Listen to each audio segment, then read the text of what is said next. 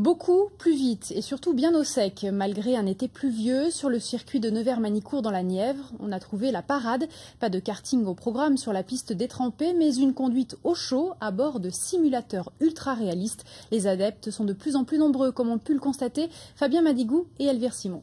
Quand on sort des stands à 80 km/h, on appuie sur le bouton du émetteur de vitesse pour gagner de la vitesse quand on sort des stands.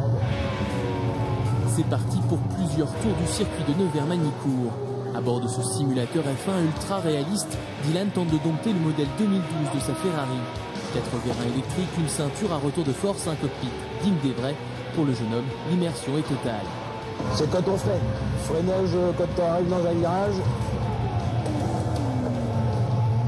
Le ressenti au volant n'a rien à voir avec les jeux vidéo de course automobile, même si la conduite reste abordable, si l'on sait se montrer patient.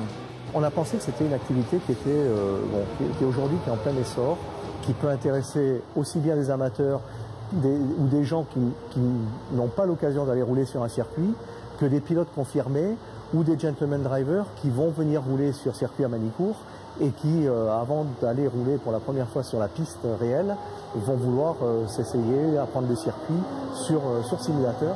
Installés depuis avril, les simulateurs sont également une véritable alternative au karting quand la pluie s'invite sur le circuit nivernais.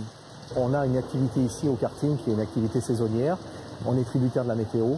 On a en particulier un hiver relativement long, je dirais. Et on avait ces locaux qui étaient disponibles, qu'on a pu réaménager. À quelques pas de là, 4 simulateurs GT offrent des sensations totalement différentes. Les voitures, plus lourdes, demandent un certain temps d'adaptation, d'autant que chacune d'entre elles a ses propres caractéristiques. En fonction des voitures, bien sûr, c'est différent. La Porsche est assez difficile à conduire, par contre l'Audi est plus facile, et la Lamborghini aussi étant plus facile. À l'accélération, il faut faire attention, par exemple, sur la Lamborghini, qui a beaucoup de puissance. Et puis alors que la Porsche, il faut rentrer beaucoup plus doucement dans le virage, autrement tout de suite on est dehors, et au freinage, c'est la même chose.